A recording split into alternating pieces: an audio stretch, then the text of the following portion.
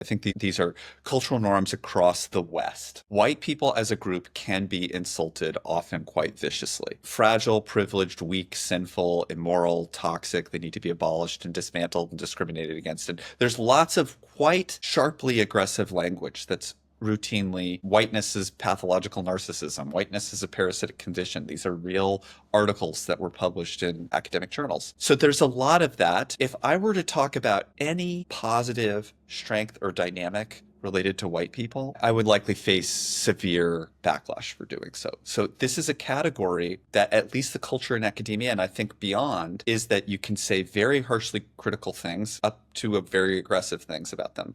You cannot compliment or defend them. And if you look at other groups of people, other demographic categories, they are often praised and celebrated, often in really idealized, grandiose terms. They're strong, noble, righteous, beautiful, wise, awake, in rich spaces that are needed. They need to be empowered and voiced and so on.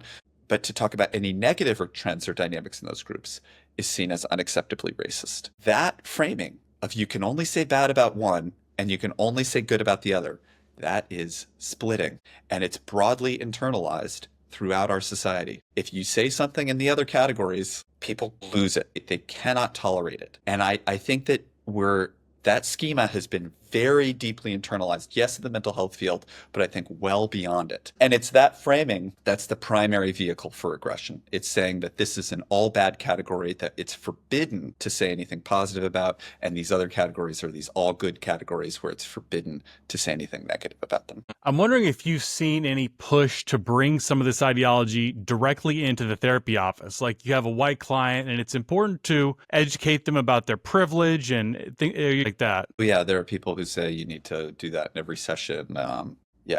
For sure. But I don't know what the breakdown is. Again, going back to that bias scale, I don't know how many people are really at that zero level. And there are definitely people who write articles advocating for that type of care. And they often have very high ranking positions at the APA or universities. But I don't know how often that's happening in the actual therapy world. My guess is that it's a meaningful minority, but that there's far more in the very biased category above it.